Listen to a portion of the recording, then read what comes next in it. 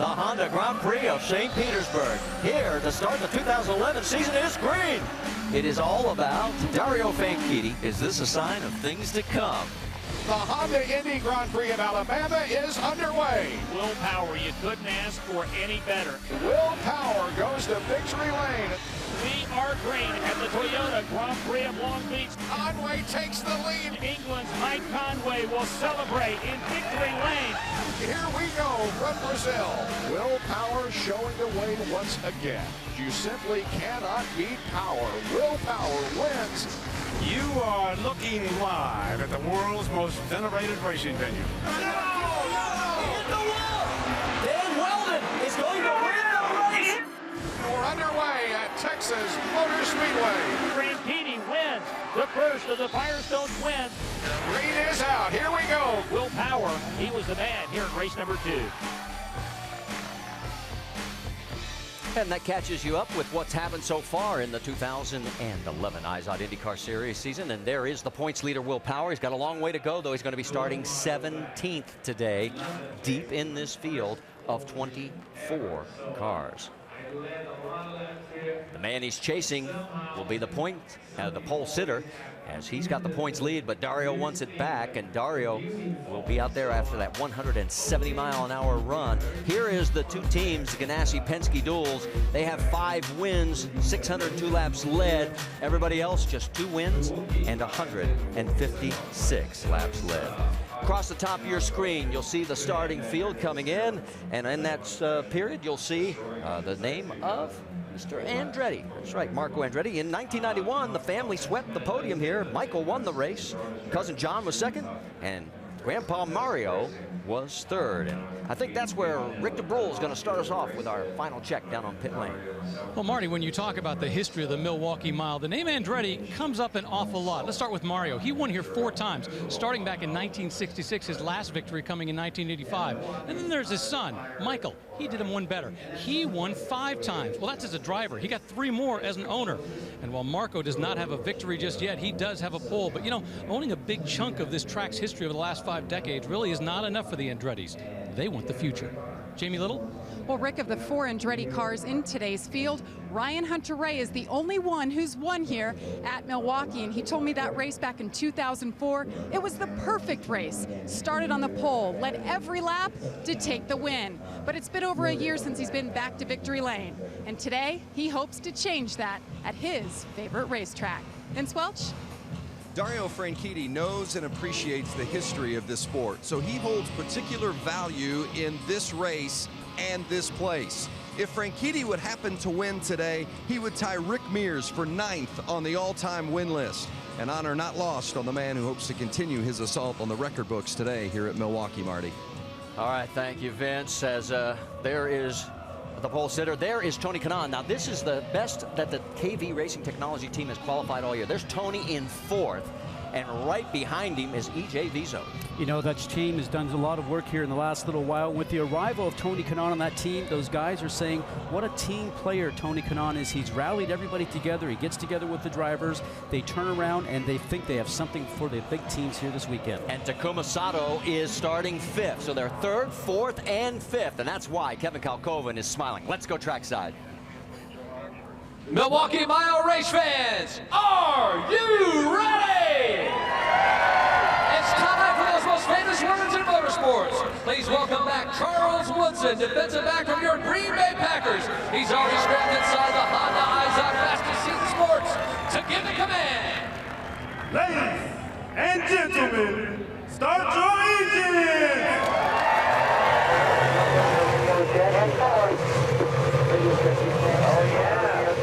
Okay, go ahead. Right here, check train. Copy. Clear. Check around. Monitor the car. You have a copy? Yeah, man. You got a copy.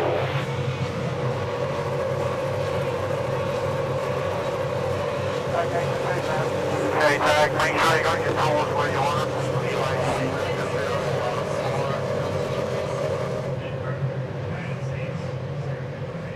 So the engines have fired on the 24 cars, and we want to welcome everybody who's been watching the NASCAR race. Denny Hamlin wins over there. Congratulations to him and the 11 team. Stay with us because we're getting ready to go racing for 225 laps around the historic Milwaukee Mile. Got a moment? Let's take a look at our GoDaddy.com rules of racing. Well, the Honda overtake assist, the push to pass, to get 20 pushes, 11 seconds per push. That lasts that long. 10 seconds for the recharge time. Now 3 pit stops. We're expecting the drivers to try and get towards 65 to lap 70 with that. The bumpy pit lane, 60 miles an hour here, but I can tell you from driving here, it is a chore to get down this pit lane with all the bumps.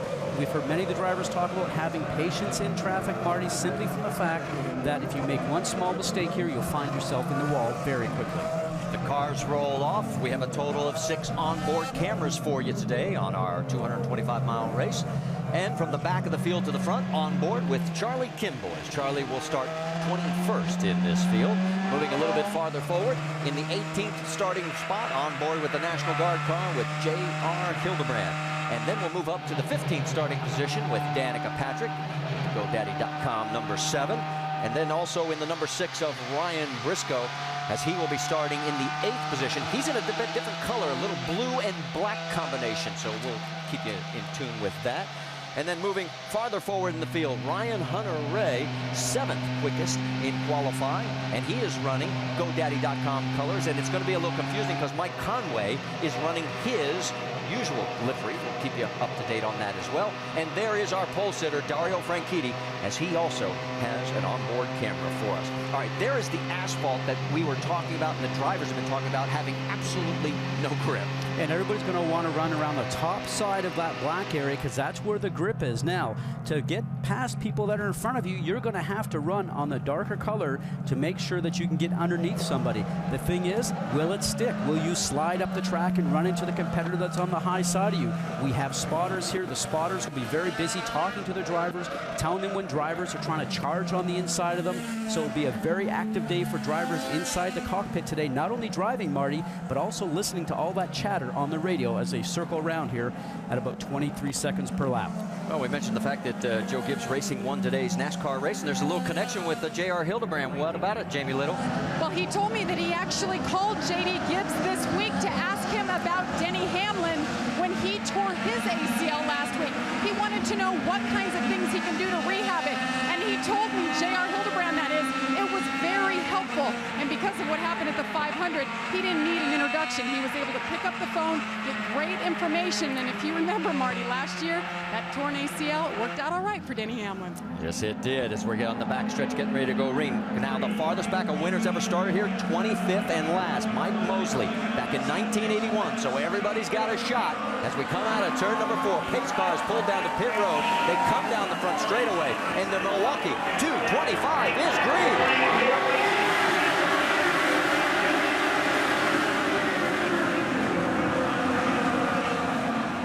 In turn number 2, car into the wall, and it looks like Ryan Hunter-Reay. Ryan Hunter-Reay.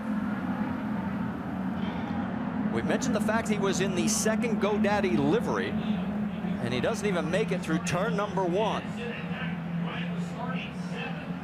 And Marty, right now, as a driver, you're sitting inside that cockpit. When you don't get one lap underneath your belt, you look at that and you go, what a waste of a weekend.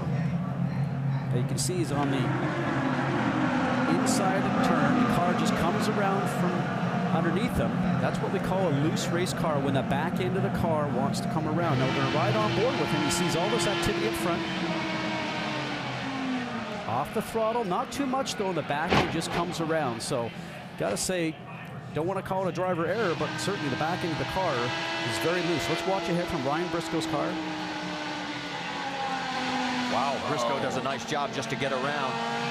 There were 2 USAC races here last night. They ran Hoosier tires, but we had a heavy rainstorm this morning that washed everything off. You can see that Ryan Hunter-Reay is okay. So a green racetrack has bid its first victim. There's Michael Andretti, a 5-time winner here as a driver. He's looking to get San Marco to victory lane today.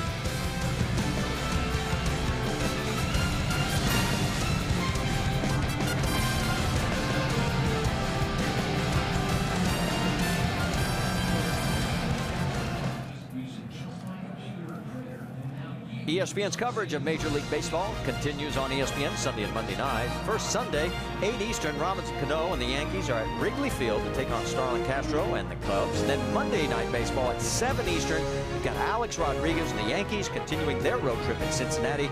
They face Joey Votto and the Reds. Both games are part of the AL-NL Showdown presented by State Farm on ESPN Sunday and Monday and available online at ESPN3.com and on your phone. Ryan Hunter-Reay on the flatbed has that's the damage that is left from our turn 1 lap 1 crash. Let's take you on board again with Ryan Briscoe. This is a nice save.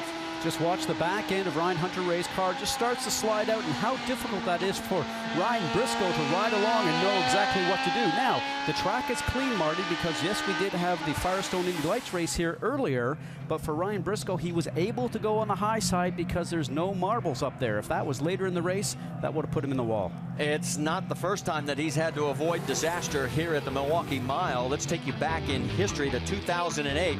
And as he comes around, watch what happens with Vitor Meira getting airborne. He's in the 6 car, dives to the left, and just gets through and ends up going on to win the race. A big day for Ryan Briscoe. Is this an omen of things to come? Remember, we talked about Simona Di Silvestro. Well, she is pitting right now as some of the cars are taking advantage since they're further back in the field. Rick, what's the update? Well, let's talk about the weekend. You mentioned in the pre-race show about the accident she had during qualifying. She went to the hospital for observation. She was okay. But I have to tell you, well, last year somebody started calling her the Swiss Miss, which she didn't like. This year they started calling her the Swiss Missile. I'm going to call her the Iron Maiden. She's been through the accident she's had this year. I'm going to tell you that she hit very hard, almost hurt her back. She's out there racing again, and she has stitches in her leg from hitting the steering wheel, and she's still in the car. I don't know what drives this lady, but whatever it is, I don't want to get in the way of it. Well, I hope the rock band Iron Maiden doesn't mind, because I think that's a great nickname too. Good job, because here's what happened, and here's what we're talking about. That was a hard hit, and the second one, no safer barrier on the inside. And that's the one that you probably felt the most because it's directly back onto the gearbox of the car. The force of that impact is hitting all the way through the car. You can see it hits on the corner of that time. The second run was actually direct. It was very difficult. Okay, let's get ready to reset it for you here because up front, it is Castroneves and Franchitti, Dixon and Kanaan, Sato and Vizo. That is your top 6, and Franchitti comes down and takes the lead as we go back to green flag racing.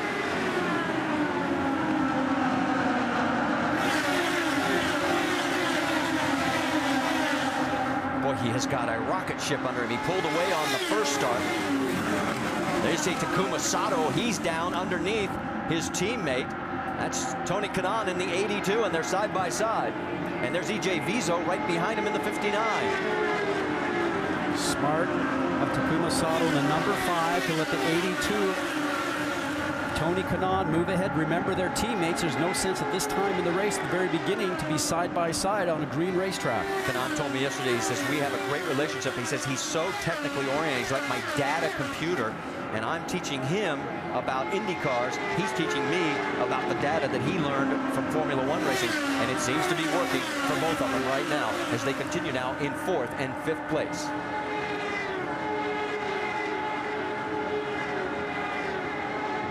Will Power and Alex Tagliani going side by side with each other as they're trying to work their way up through the field. That is 18th and 19th positions. And for Will Power, the number 12 Verizon car using the lower line. Remember, they talk about not having as much grip there. Got to be careful the car does not slide and you end up getting into the high side and taking out Alex Tagliani. Oh, he actually made it work there through the low line. Vince, give us more on Will Power. Well, when you see that Will Power started 17th, you have the tendency, if you weren't following throughout the course of the weekend, to think it's been a bad weekend for Power. That hasn't necessarily been the case, but during his qualifying run, he had a big moment in turn 3, and that hurt his qualifying time, and that's why he had to start near the back. I talked with Clive Howell, who handles his strategy, just a short while ago, and Clive said, we don't want to get off sequence. We're racing for the championship. We're racing Dario today as much as we are racing for the win. The 12-car Power will certainly be keeping an eye on Franchitti, who is your leader.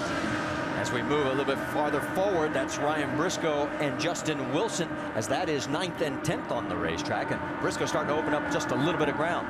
I like the way Ryan Briscoe drives. He's a smart driver. Reminds me a lot of Rick Mears. Very calculated in what he does. Very smooth. He's got good feedback. And really thinks about the whole race. I think he really divides things up and marches forward. And you can see Simona Di Silvestro now, Marty, out of the car. Rick, what's happened down there on the 78? Well, you have to understand a couple things. Number one, this car was damaged pretty severely yesterday. Last night, the crew was here working on it, trying to put it back together until 3 this morning. They really didn't have a backup car standing by ready to go. She went out, she did a few laps. They just realized the car is not where it needs to be. You can imagine how frustrating this is for Simona Di Silvestro, who've gone through everything she's gone through, being willing to go back out there. And I can tell you, every time you meet Simona, she is a cheerful, friendly person. This morning, I think this had kind of gotten the better of her. I think she was in that state of mind where she was going to try really hard, but the car just wasn't there. All right, thank you. And a tough break for Simona Di Silvestro. Let's correct one other thing. Scoring had Castroneves as the leader. That has been corrected. Franchitti has led all 15 laps here. Then we'll be back after a word from our ABC stations.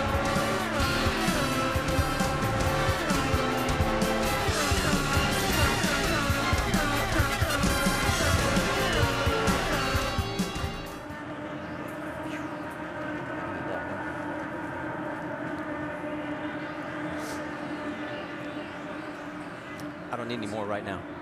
No, I'm good. It's good.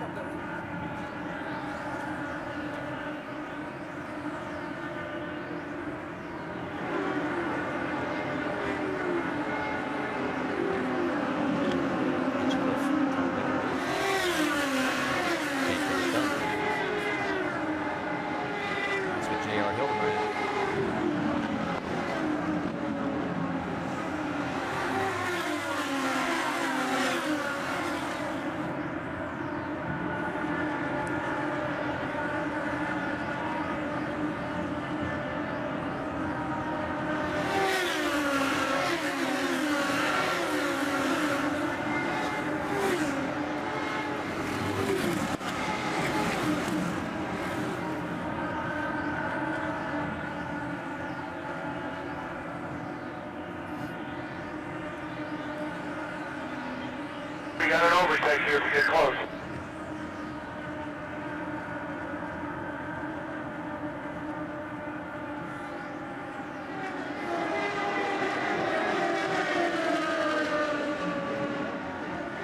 Canon's got himself a car. There.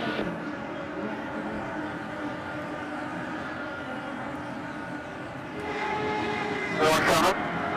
Inside. Inside. Clear. You have a 2 cars. You got about 15 cars before the next one. Let's go. -2. Inside.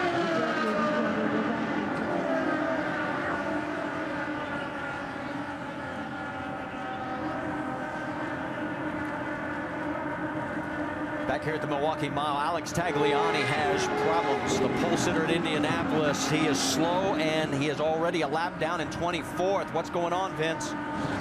The big problem for Tagliani has just been the car that he's had to work with this weekend. Their best car, which is their best oval car, they're saving for Iowa next week because of a shortage of parts. So Alex is driving a car that has been used only for a brief test at Sebring. It is not good. It hasn't been good all weekend, and Alex hasn't been happy about it either. You can see he is getting freight train as there are 3 cars in the last 4 seconds that have gone by. And watch his steering wheel. You saw that just a moment ago. The thing is just walking itself around, and I can tell you I've had cars like that in the past, and at this place here there is no place to hide on this 1 mile track. You come up to the turns every about 8 or 9 seconds. That is a loose race car, a nervous race car, and what he's trying to do is just keep the thing on the track. Now it looks like he's decided, and the team has told him, why don't you come in? You're going to crash the thing against the wall. Let's go in, put a new set of tires on it, make a change. Maybe we can see if something's broken on the car, but that is a difficult race car he's driving right now, Marty. There is on the right side of your screen, that is Dario Franchitti as he is continuing to put cars a lap down. That's Vitor Meira. He went a lap down. They're in a backup car in that AJ Foyt machine on the first day of practice.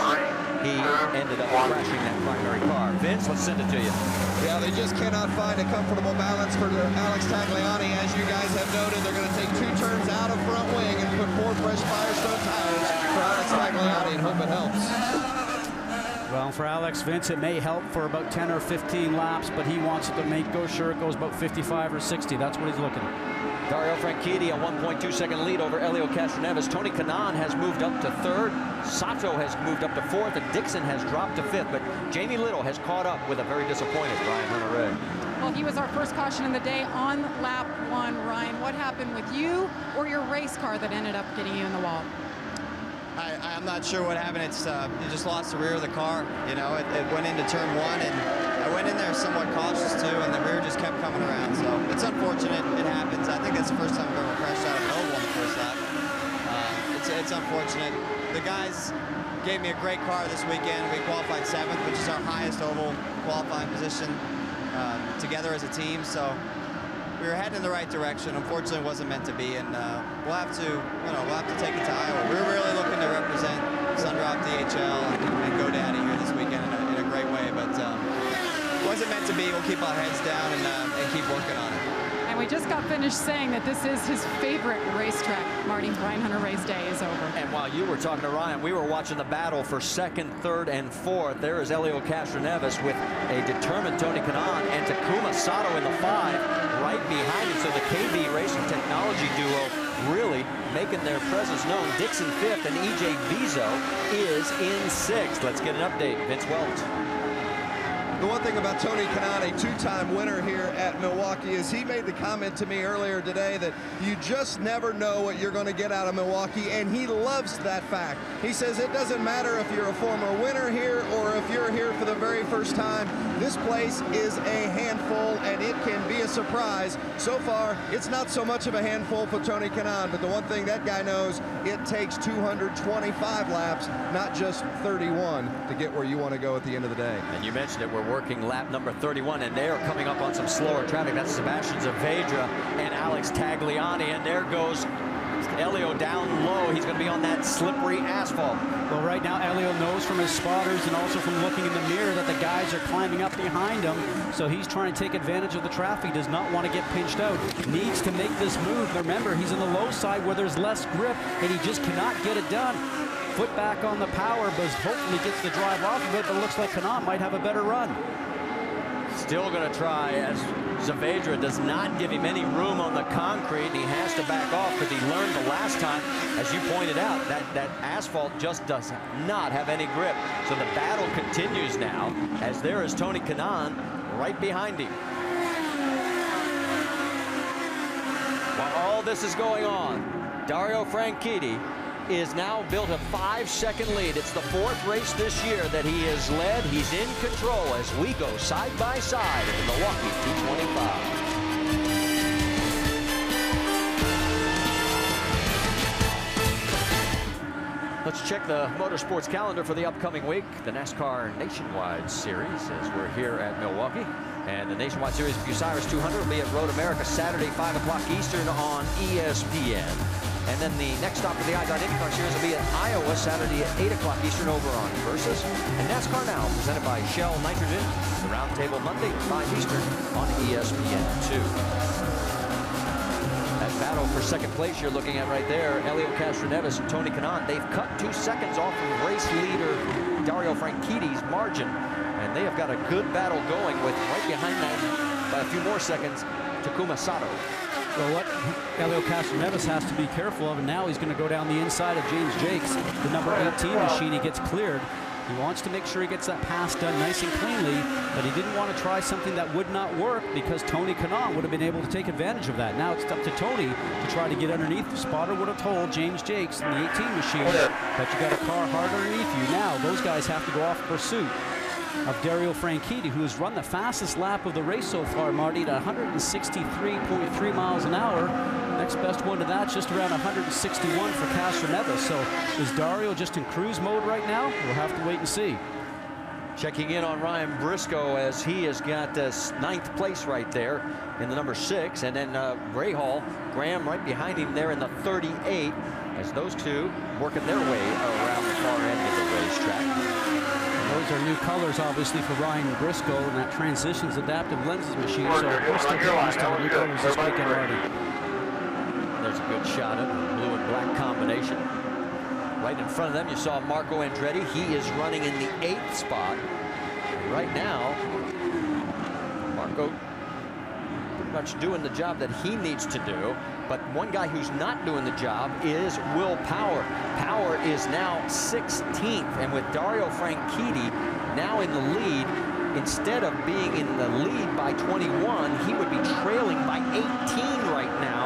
So Power's got to get on the horse. And you know, Marty, when we had that yellow at the very first lap, I was surprised because Power was so far back in the queue at that point in time.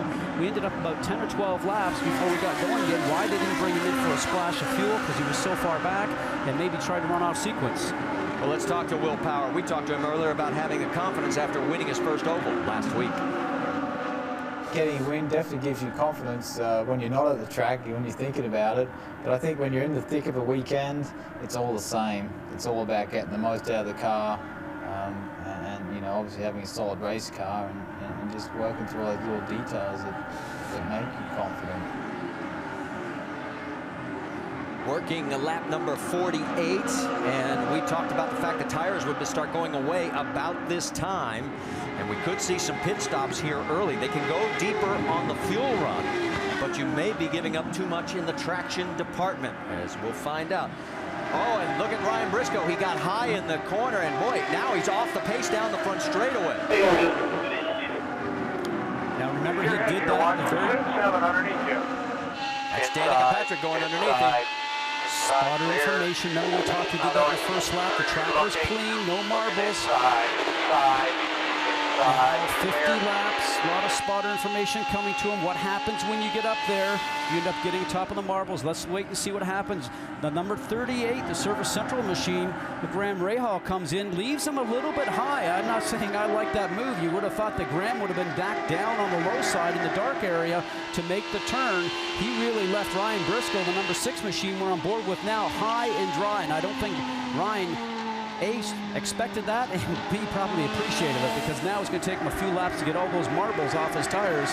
And as a driver, Marty, you'll remember that one. Briscoe drops back to 15th. That's Anna Beatrice right behind him. Danica Patrick in front of him, and Will Power has now gotten around Danica, we can tell you, for 13th. There is Scott Dixon, as he is running in the 6th spot. There's Ed Carpenter in front of him, and all of a sudden, look at Marco Andretti, as Andretti takes the spot away from him, just diving underneath onto the asphalt. And here's Graham Rahal putting pressure on Dixon. So the racing has been interesting. Dario Franchitti hasn't seen any of it because he's led every single lap.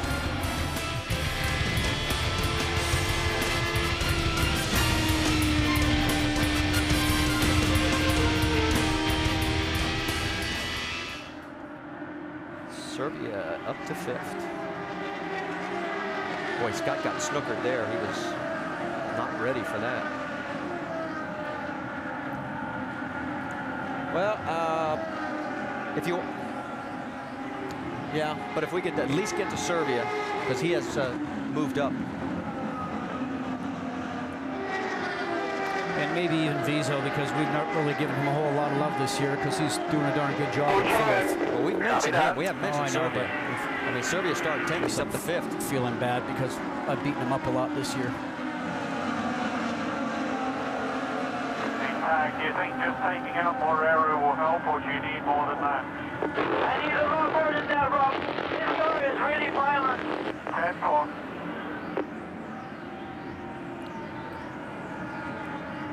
Okay, so we're going to play that. Perfect.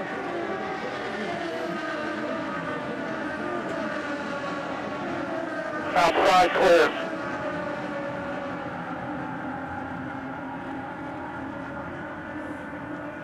Fourth place, 12 seconds back.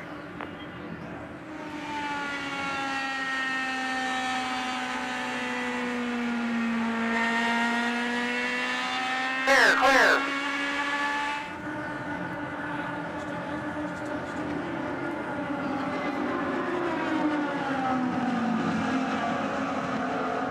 P2, 2 back.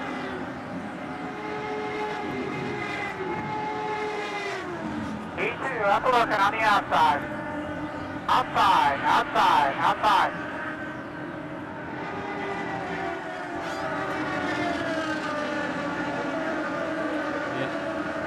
Yeah, keep it going.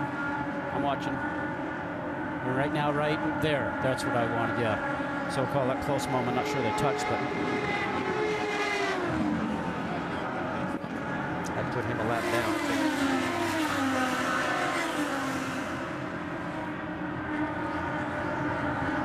Back here at the Milwaukee Mile, where Dario Franchitti's lead has been cut. I mean, his lead over Helio Castroneves is 1.1 seconds. Tony Kanaan is running third, 3.2 back, and then it's a big drop to EJ Viso back to fourth. Now, a good reason why that lead could have been cut happened just a moment ago. Watch this, comes upon traffic. He knows he's got a faster car. He's able to get back on the gas faster. And the National Guard machine with J.R. Hildebrand comes over and tails gets into his lane.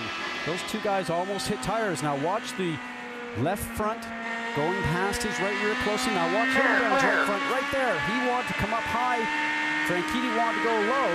And that was almost disaster right there for Dario Franchitti. Dario Franchitti has led every single lap of this race so far. That's Anna Beatrice right in front of him. She is in 16th spot, the last car on the lead lap. One of the guys that's really put on a move since the start of the race. There's Oriol Servia for Newman Haas Racing, as they're in their 27th start here as a team. And he has started 10th, moved all the way up to the 5th position. He is closing on EJ Viso for 4th. Jamie, you've got more? And I spoke to Oriol Servia yesterday. He said the car wasn't exactly where we wanted it. He said they had a lot of drag in it, but just now on the radio, he said the car is where we want it. They weren't happy with where they qualified, but they are moving forward. And Marty, he told me if he can run in the top 5, he can win this race. Well, he's doing a fine job right now, as he has been steady all week long here at the mile. Let's go back to the race lead, because Dario Franchitti's margin is down to 0.2 of a second. And there you see Helio Castroneves right side of your screen. Hey, Vince, you've got more on Dario's situation? Well, I think, Marty, when you look at guys like Dario and Helio and Tony Kanaan, Oriol Servia, some of those drivers that are making some solid moves here in the late stages of this fuel stint, give you an indication of how well balanced their cars are, because when the tires started going off at lap 25, a lot of cars started going backwards, and that's where we saw the cream rise to the top. We're certainly seeing that from Helio here, who's starting to put a challenge on Dario, but their cars have been good throughout this fuel stint, especially late in the stint. That's an indication that the balance of their cars has been good. The fastest lap of the race was 22.37 seconds by Franchitti early. That last lap for Dario, 24.2. That backs up what Vince was talking about, the tires going off. There is Castroneves, third place Tony Kanaan right behind him. A good three-way battle here at the Milwaukee Mile. Anna Beatrice doing everything she can to stay on the lead lap. And we have got to be getting ready for pit stops, as we are now working lap 66. But remember, we had 6 laps of caution. That's why they can extend this fuel window. Franchitti takes a look, gets down on that asphalt. We'll be back with more action from Milwaukee after a word from our ABC station. No, wait a minute, we're going to stay here as the caution has just come out. We had contact with the wall.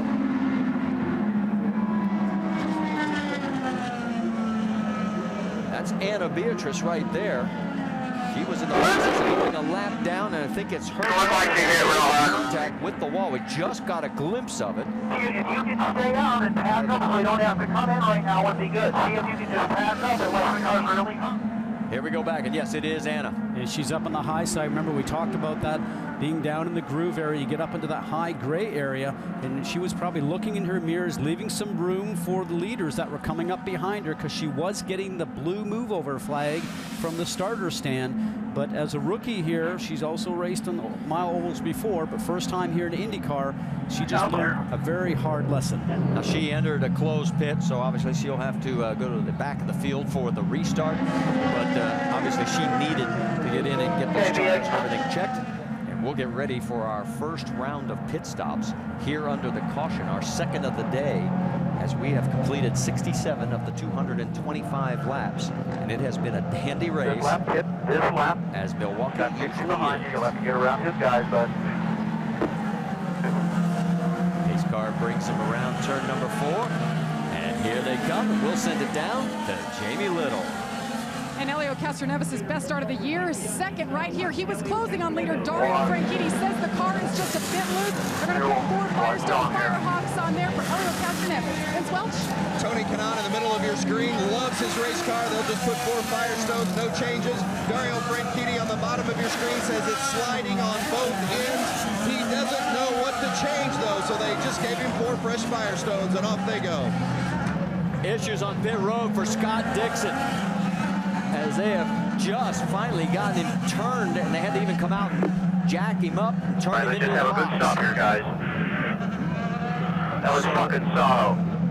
A huge problem, and I think we had a word on the air there that we didn't want. We apologize for that, folks. That was one of the spotters. We'll take a quick break. We'll sort it out for you after this word from our ABC stations.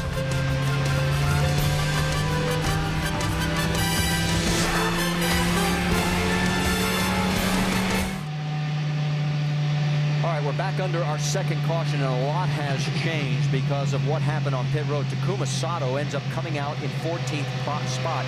He actually missed his box. Now here's a couple of angles of what happened. That is a tire that's come off of Sato's area. There's Tony Kanaan coming out. And let's give you a wider view of it, and this shows you a lot better what happens. Now, we're not clear if it's a wheel and tire from, you can see right now with Dario Franchitti trying to get into his pit lane, and Sato was directly behind him, so it seems like there was a mix-up there at that point in time. It looks like one of those wheels and tire combinations ended up getting hit. Now, this scenario here was Sato, as he finally finds his correct pit box, ends up hitting his crew member, and that delayed his stop and put him way back in the queue. So that's what hung up Dixon. He's now shown in 13th position. Sato back to 14th. Briscoe also was involved because of the jockeying of position. He's dropped to 15th. And Dario Franchitti, again, doesn't know what all the exciting action he's missing behind him because he's still in the race lead. Hey, it's summer's wildest new game show. You answer trivia questions to win big cash, but you get them wrong and you're ejected in the most extreme way ever seen. It's the premiere of 101 Ways to Lead a Game Show, and it's Tuesday, June 21st, 9 Eastern on ABC. On board with Charlie Kimball, as Kimball at the tail end of the lead lap right now, shown in 18th position. James Jakes shown in 19th. For Charlie, when I spoke with him yesterday, he knows he's a rookie here. He says, I just want to complete the race and get it finished so I can understand what goes on at this racetrack. Anytime you're a rookie here, you're really going to school on this 1-mile track. There's no track like it. We've heard the drivers talk about it before.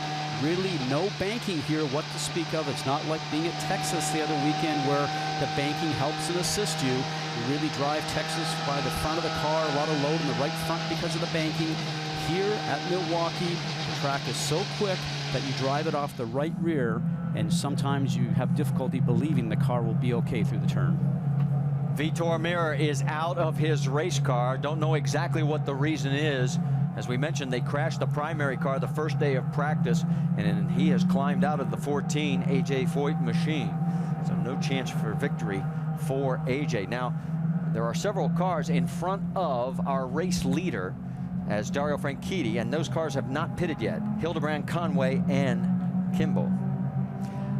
Now we talk about as we get ready for the double foul restarts. We asked Tony Kanaan about that situation and the issue. Here's his reply. It will take time to adjust, and as a race car drivers, that we have no patience. Our first thought was, oh, this is not going to work, and right now it's definitely, in my opinion, I was the first one to say that I didn't think it was going to work, and then it's working. And we'll be seeing that double foul restart in a matter of moments when we go back to green flag racing. We'll go side by side as they're still making cleanup and repairs here under our second caution. Stay with us.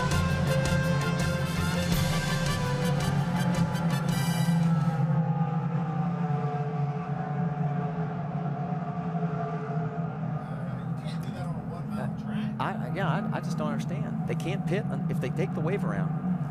They can't pit until we go green. They're going to go a lap down anyway. That's exactly right. But all four, it's funny, all four are laid out.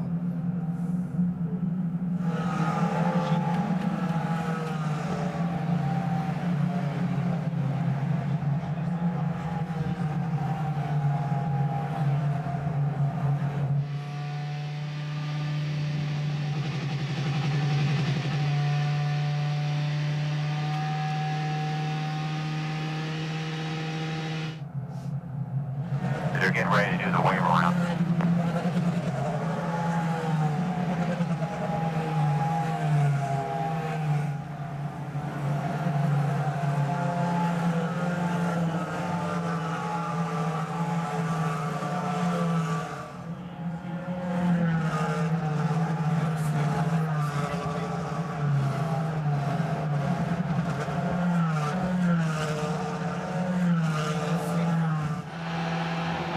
Still got to do the wave around.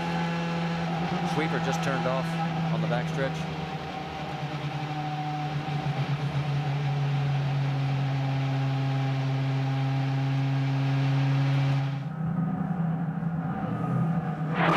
That's a good move. Yeah. Top her off. She's 1 lap down, 3 laps down. Sorry. Just got to start at the back anyway. Okay, wave around. Hildebrand, Conway, Kimball, Jakes. Whatever you do, stay out of those things you're passing.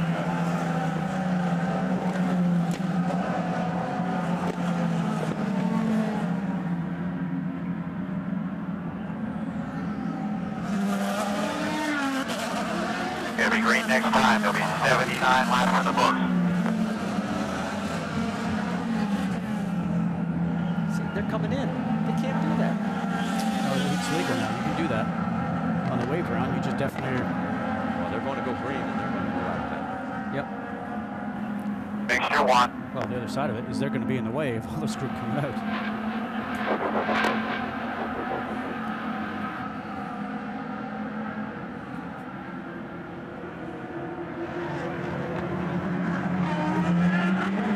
We're just going back to green flag racing here as we're working lap number 80 at the Milwaukee Mile. It was Franchitti, Castroneves, Kanaan, Serbia, Vizo. That's your top 5. The 4 wave around cars are coming back out on the track in a crash. The 19 of Alex Lloyd and Sebastian Saavedra as they make contact down in turn 2. And our 3rd caution of the day quickly comes out. Alex, are you all right? No response, but it looks like both drivers are moving. And the Hamaltro safety crew on the scene.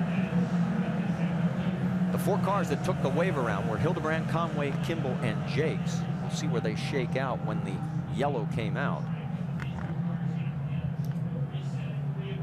Let's go back and show you exactly what happened to these 2 that brought out our 3rd caution.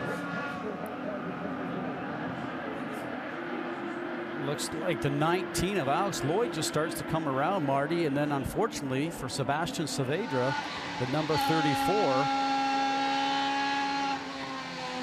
just a little bit of a loose race car, very close to what we saw with Ryan Hunter-Reay at the beginning of the race on lap 1. So very difficult for both these drivers because one has a car that steps out from underneath them, the 19, the Boy Scout of America car with Alex Lloyd. The 34, Sebastian Saavedra, gets taken out just because he happens to be a victim. And we're still waiting for Alex to get out of the race car to make sure that he's okay. The crew is still working. Looks like they're having a little trouble maybe with the steering wheel. Let's go back and take another look.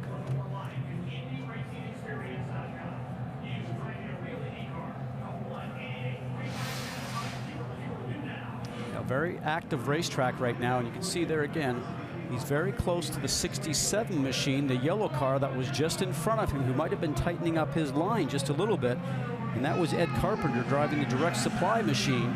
So maybe he just didn't get enough of an outside track where he wanted to get up towards the wall with cool tires and everything of that nature. But regardless, the car came around. He ends up taking out the 34, Sebastian Saavedra, as you mentioned. It's a situation where Sebastian really had nowhere to go, Marty. All right, we'll keep you posted on what's going to happen here with Alex Lloyd. There's also a possible development. Those 3 of those 4 cars that made the wave around. We'll bring you up to date on that as we go side by side. There's the damage, and you saw on side by side that Alex Lloyd is out and on his way to the infield medical care center. And there is A.J. Foyt still talking it over with Vitor Meira. And we talk about the fact he's won here 4 times as a driver. And take a look at the owners and the number of years they've been competing here at Milwaukee. He's second only to Roger Penske. And Jamie? And AJ Foyt talking to his driver, Vitor Mir. They crashed in practice, went to a backup car. AJ, what finally led you guys to decide to park it? Well, actually, I brought it in because the weight jacker was reading backwards on the numbers. We weren't correlating with him, and he was having so much trouble out there. And well, I crashed another car because we were having so much tire buildup that, you know, we wasn't running fast enough to keep the tires clean. That makes it that much worse. So there's nothing we could do. And, you know, the points pay about the same 12th on back, and they don't pay no money. So why take a chance of crashing another car? We just look forward to Iowa next weekend. Well, AJ, you're a dad, you're a grandpa, you're a great-grandfather. Great story this weekend on the tire ramp. You see there, you're racing for all dads. Somebody actually came to you in memory of his dad, Kenny Jacoby, and wrote you a check, but you sent the check back.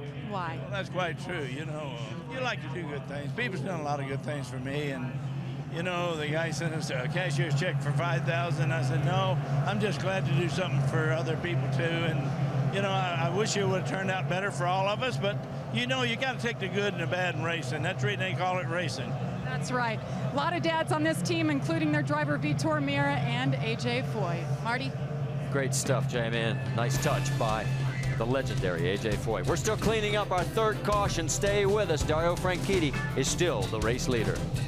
After ESPN's coverage of the IZOD IndyCar Series at Milwaukee on ABC. Brought to you by GoDaddy.com. Domains, websites, and everything in between.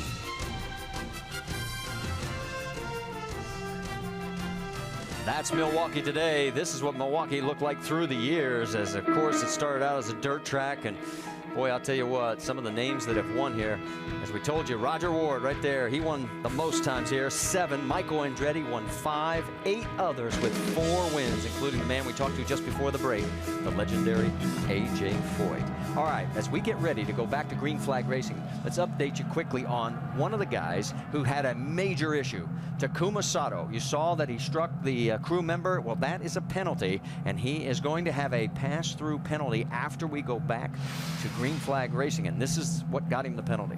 You watch on the left-hand side, he takes the crewman out. The crewman lands. Obviously, a lot of safety going on now because they have a helmet on. And Vince Welsh, you have more?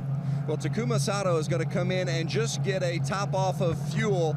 Then he will go back out, and when the green flag waves, that's when he must serve his drive-through penalty for striking Ryan Sandlin. Sandlin, the outside tire carrier, you saw him being struck. He is okay, no injury from that. It's been a difficult week all the way around for Takuma Sato. Of course, it's Father's Day here in the U.S., and it brings a heavy heart for Sato, whose father passed away on Wednesday at the young age of 62. In fact, Takuma wearing a black armband today in honor and memory of his dad. So racing with a heavy heart, and certainly the weekend of racing hasn't gone all that well for him here today at Milwaukee. And we send our condolences as well to Takuma Sato and his family.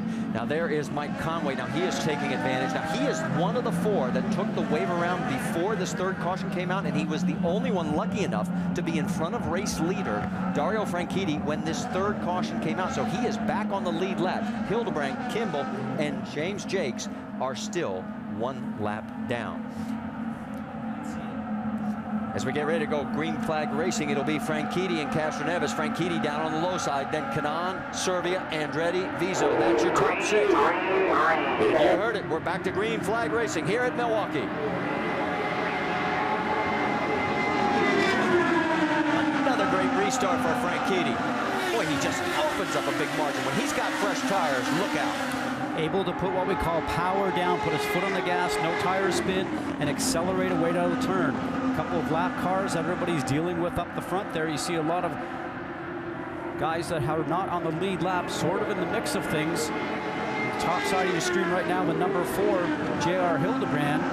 That was Charlie Kimball as he was almost came down on the 82. And here comes Takuma Sato. We'll tell you he is serving his pass-through penalty as we speak. You heard him say he's going to have to hustle. He's just exited pit lane. Okay, boys, get going. Dario's coming by me now. You got to have to hustle. Let's hustle. He says hustle. He does not want to go down a lap. There's Danica Patrick trying to get underneath her teammate. We can tell you it looks like Sato is going to be successful on staying on the lead lap, which here at the Milwaukee Mile is pretty impressive. Danica's got her hands full right now with James Hinchcliffe, and that is a battle for 8th position. Boy, and he's on the outside, and he takes it. You know, he had a car that he was not trusting earlier this week. When I spoke to him, he said, you know what, I'm just going to put my teammate's setup on, and that's what he went out and qualified with. He was just now getting used to the car because he said, I was going in the wrong direction. I don't have the experience here. We talked about rookies really going to school at this track, and now he thinks that he has something that he can at least finish and be comfortable with his teammate, Oriol Servia, up there in 3rd. That's right, it's Franchitti, Kanaan, Servia, Castroneves, and E.J. Vizo running in 5th place right now. There you see Vizo. He's got his mirrors full of the 38 of Graham Rahal. This is the best battle we've got going, and it is for that 5th spot. You're clear. 2 different lines you can see being utilized right there. And for Rahal, he ended up getting a little bit of dirty air coming off the turn. Maybe he had to get out of the throttle just a little bit. It allows the opportunity for Marco Andretti in the Venom Energy machine to have a look at it. Right now, he's trying to make that pass. Rahal now opens up a little bit more margin there and retains that position. Vizo, of course, coming off his best weekend of the year last weekend at Texas. Talked to Jimmy Vasser earlier the week, a co-owner of the team. He said the best part about that whole deal, every car went back on the trailer in one piece. They've had a lot of crash damage. Here goes a pass by Graham Rahal underneath. Now he's on that very slick asphalt. Whoa, he rides up. Look out. What a save by Vizo. I thought he was going to the wall. But, you know, Vizo made a mistake coming out of 2. It allowed Rahal to have that run, and that's where Vizo's got to think, okay, it's not the last lap of the race. I made a mistake. Let him get past, and I'll collect myself and go on past and try and catch back up to him. Now he came a little bit low coming out of 2 to try and stop the run of Marco Andretti in the 26 machine. Marco pays the price for it right now. And right behind him, he's got James Hinchcliffe. This is Hinchcliffe's best run. He is doing a fine job right now. He is the best running rookie in the field. This track is all about momentum, Marty. You have to carry the speed in the turn, through mid-turn, and the exit, or you'll be a sitting duck by the time you get down to the next end of the track. Getting closer to the midway mark, and let's show you our Firestone lap leaders. It won't take us a lot of time, as you'll see only one name on this board. It will be that man right there, Dario Franchitti. He has led every single lap since the drop of the green flag. Both Scott Dixon and Dario Franchitti. 3.4 back with a lap car between you. Talking about Tony Kanaan being 3.4 seconds behind them, but talking about Franchitti and Dixon the other day, and talking about the colors of Dario's car, who we ride along with right now. And Scott says, yes, it's the Downey machine. It's a soft and cuddly car. I think that maybe Scott Dixon thinks he wished he'd be in the soft and cuddly car right now. Just to update you, Will Power is running in the 13th position right now, and the points would swing with Dario taking a 15-point margin unless Power can gain more ground.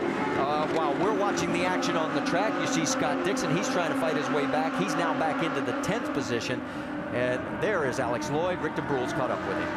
Yeah, standing by with a very obviously disappointed Alex Lloyd. You're saying you're not really sure what happened. No, I mean, we had contact with JR at the beginning of the race, which was my fault. I came up, I didn't know he was on the outside of me, and I came up into him, and that hit my right rear. And we had a huge vibration during that first stint. I was hoping it was something to do with the tires, and I don't know. Honestly, we changed tires. Obviously, it just got started there. Somebody told me Ed may have come into the side of me.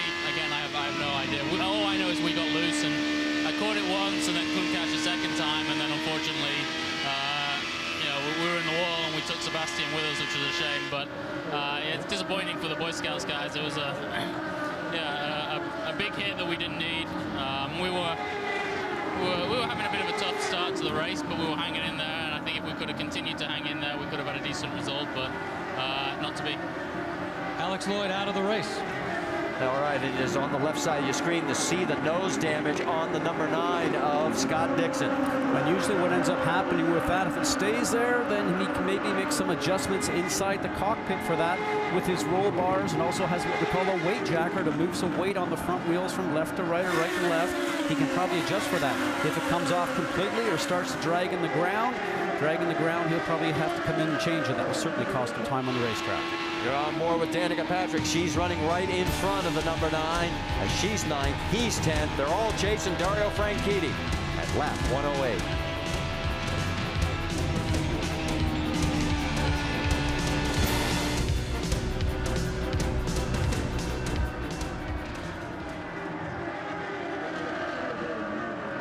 They just fixed it. They just fixed it. It now says.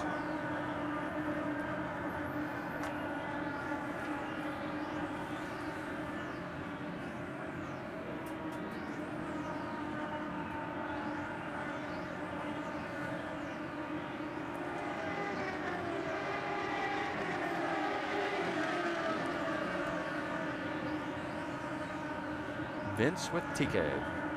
Fathers in the field. So, unfortunately,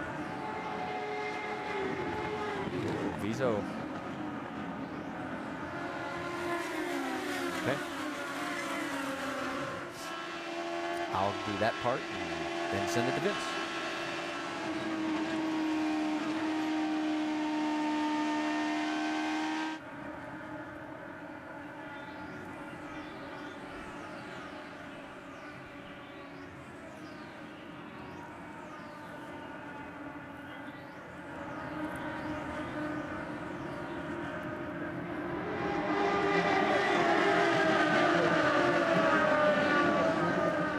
Hinchcliffe's best oval run by far.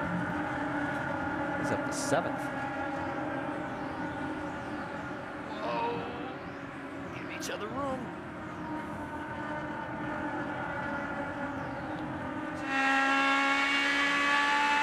Yeah, we're inside by side.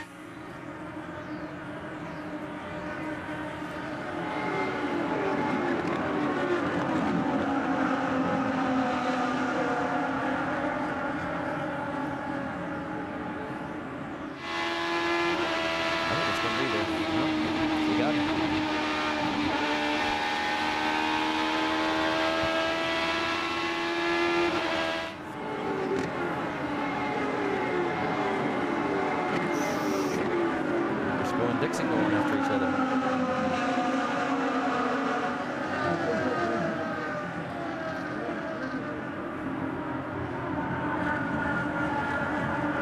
Back here at the Milwaukee Mile, 7th race in the 2011 IZOD IndyCar Series. You see, that was Scott Dixon trying to get around the lap traffic of J.R. Hildebrand. His teammate up front, Dario Franchitti, leads by 7/10 of a second.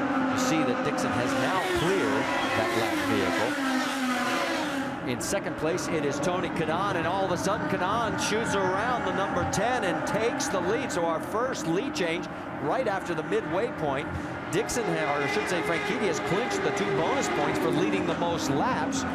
But all of a sudden, Tony Kanaan, a 2-time winner here in Milwaukee, shoots past Dario Franchitti. And again, it's as we're getting into this run, the tires seem to go off quicker on that number 10 car. And I think we saw a little bit of that in the first segment when we had a long run. It was Elio Castroneves at that time, seemed to be able to gain a little bit closer to the backside of Dario Franchitti. And in that scenario, it looks like maybe their long run is not as strong as they would like it to be. Now, they will start thinking what they need to do to change that car to improve it for this next pit stop to hopefully help Dario Franchitti be able to keep that car at pace throughout his whole fuel run. You saw the 82 go around Takuma Sato as that puts Sato a lap down. 14 cars now on the lead lap. Let's go on board with Franchitti. See what happened here. You hear the throttle. He's off of the throttle, Dario Franchitti. You're riding on board with him right now. Had to go down gear. Clear by 1. Looking inside. He's inside. Inside. All clear behind the Boy, he made it stick on the asphalt, too. And great information from the spotter, too. But you can really see how slow Franchitti was coming out of 2. Down a gear, off the throttle. And that really allowed Tony Kanaan to really surge forward. Remember when the 27 of Mike Conway got that lap back by the wave around and was able to stay there before the 3rd caution came out? Well, he just went a lap down again. So now Will Power is next in line in 13th position to go 1 lap down. Wow, who would have ever thought that you'd be telling me that right there? You know, when I talked to Will the other day, he said the thing that they are having a little bit of difficulty with in his mind is consistency. Consistency at all the racetracks, consistency from all the different style of tracks that they have. And he said, you know, if anything's going to hurt us, that's going to hurt us. For Tony Kanaan, 2nd consecutive race that he has led. He only led 3 races all of last year. And of course, that was when he was driving for Andretti Autosport. And he talked to us about the changeover to KV Racing Technology, his new team. Sometimes you don't realize, but we all need a fresh start. I think it was healthy for the team, for Michael's team, and it was healthy for me Although it broke my heart when we had to go apart, and I know it was tough on them too. Well, he has opened up a 1.9-second lead over Franchitti. Serbia is third, 3.5 seconds behind the front runner. Then it's Castroneves and Rahal rounding out the top 5. There's the fathers in the field now. A couple of them are already out of this race, Vitor Meira and Alex Lloyd, but why don't we do a Father's Day up to field? And let's start off with the man who's running up front, Vince. Well, Tony Kanaan, a proud father of son Leonardo, 4 years old, lives in Brazil. They're going to be hooking up in Toronto soon, but let's go back to Marty. We got a crash. And in turn number 4 of Milwaukee, is this deja vu for J.R. Hildebrand or what? Now, Marty, he was obviously having Tony Kanaan go past him. Was it one of those scenarios where he ended up being just on the high side, getting those right side wheels into the marbles we talked about before? You can see team owner, chief operating officer, John Barnes, a little disappointed, headset off, and he knows the day is done. JR was 2 laps down at the time, running in 19th. Let's go back, take another look. You can see on your left-hand side, the 82 machine, Tony Kanaan has just gone past the National Guard car, and he's just a little bit high up on the, now watch here, on board with J.R. Hildebrand. Just turns in a little bit too late. That right side gets into the light gray area, and bang. No opportunity. As I always say, you become a passenger at that point in time. It seems like eternity when you're sitting in the car. Happens very quickly. Had that happen in my career. An ugly feeling. Not to bring up a sore subject, you drove for John Barnes. What's his reaction going to be? John wants results, and John is very tough to drive for, and we won races with John. We had a good run, and not to say that you know, I did not have battles with him. I know other drivers that I've driven for him have had battles with him before, and it will be interesting to see how long this can continue right now for J.R. Hildebrand, because John is not one that puts up with cars crashing or drivers not giving results for very long. When we sat and walked into the trailer, Marty, the other day, if you can recall, he was sitting there with his engineer, and JR was just sort of trying to figure out what to do with the car. With the exception of Indianapolis, he's not really been up there in contention of winning, and even on the road courses, which he has a background on, they have been off pace, with the exception of Indianapolis. It's going to be tough. Our 4th caution is a huge break for points leader Will Power. Remember, we told you he was in 13th. He was about to go 1 lap down, and now the caution cam comes out, and so we'll have a round of pit stops here with 125 laps complete. So as they come on down, let's go to Rick DeBrew. Danica Patrick bings it in. She's got the advantage of having the very first pit stall. No problem getting in, but she will have to worry about Justin Wilson's car to get out. She's been working hard smoothly to take care of her tires. She's very happy with it. Jamie? And Oriol Serbia in the number 2 car. Fill it up. 4 tires, much more progressive this time. Vince. Franchitti, bottom of his screen, took some front wing with 4 fresh Firestones. Tony Kanaan, no changes. That's how good his race car is. Sunoco race off pit road. You can see Kanaan Franchitti holds station. Castroneves picks up 1. Viso picks up 2. And look at Briscoe. Good stop for the number 6 crew.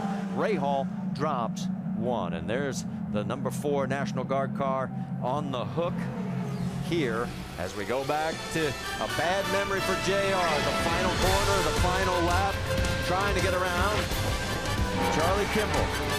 He got back on the hammer, but there came Dan Weldon as he gets the win, and the heartbreak goes to the number 4 crew. Stay with us.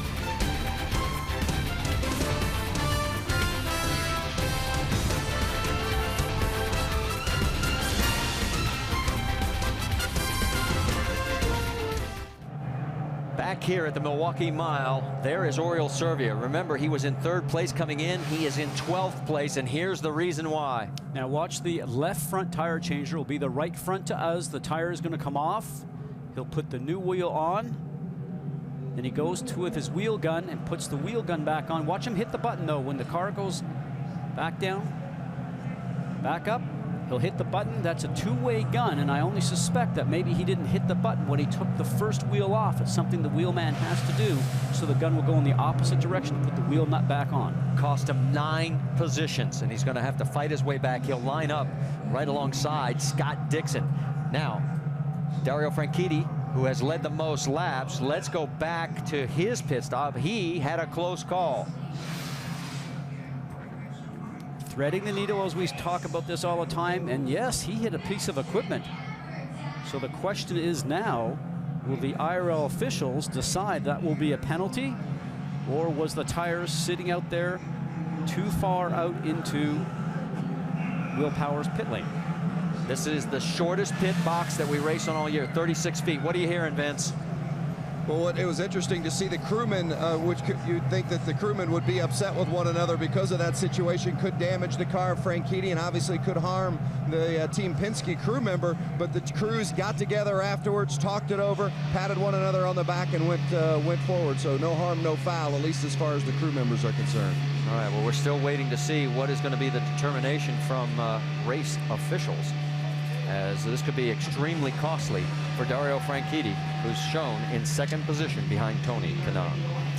While we're still under our 4th caution, let's get you updated on the motorsports calendar, because the NASCAR Nationwide Series Bucyrus 200 comes from Road America next Saturday, 5 o'clock Eastern on ESPN.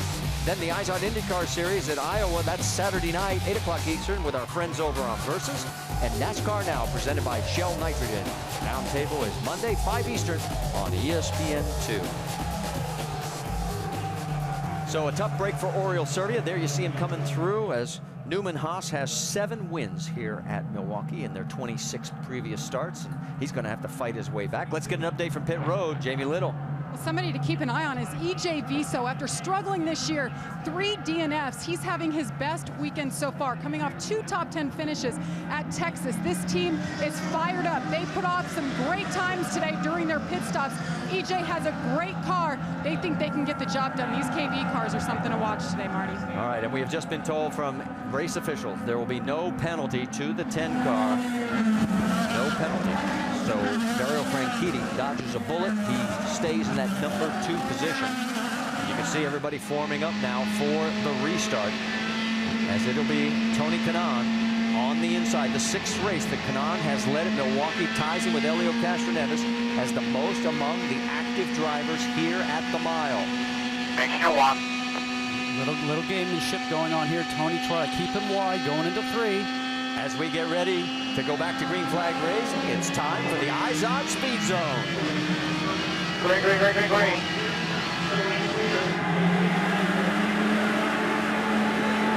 We talked about the acceleration of the 10 car with Dario Franchitti. Even though Tony Kanaan got the jump, it's amazing what the car does on the restart.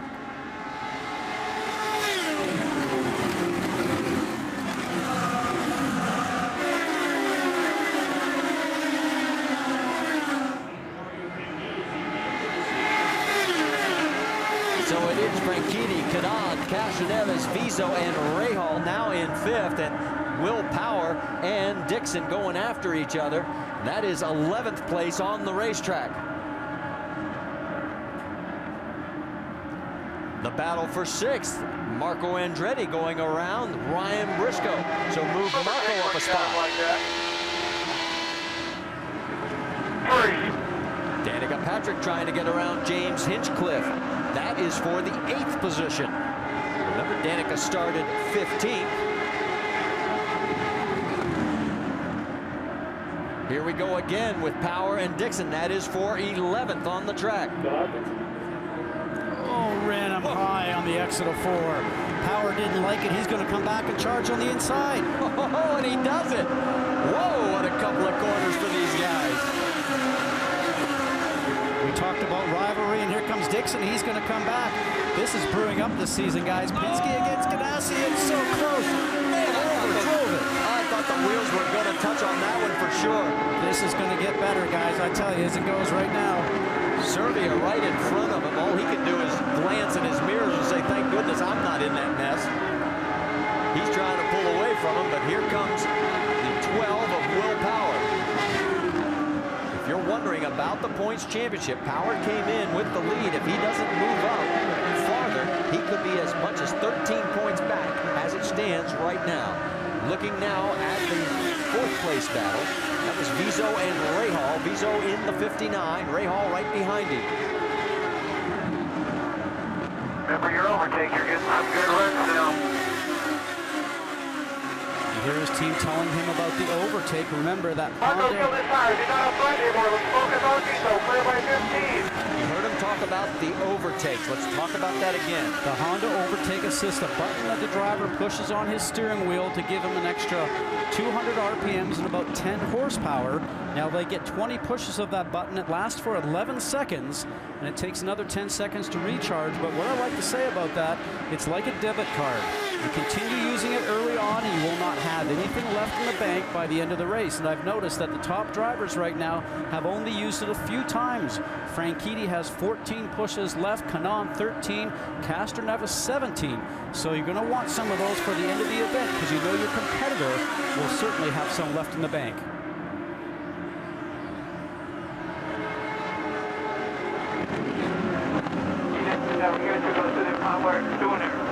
You're running fast laps, dude. You're as fast as Tony is. Just we need to work on timing your pass so you can get it close to people. Interesting comment from the team there. He's got the speed, but he's just got to do a little better job sizing up his competition. Absolutely. Timing the pass. It doesn't matter if you're driving Indy cars or Firestone Indy Light cars or go-karts. You have to set them up in turns 1 and 2 to be able to get them in 3 and 4. Time your pass so you have the momentum, you have the speed on corner exit down the straight, and surprising going into the next turn. Well, Vizo's best finish here was back in 2008. He came home in 8th. The guy chasing him, Graham Rahal, back in 2009, finished in 4th. So they both can get around the Milwaukee Mile. But the guy they're all chasing right now, Dario Franchitti. We'll be back after a word from our ABC station.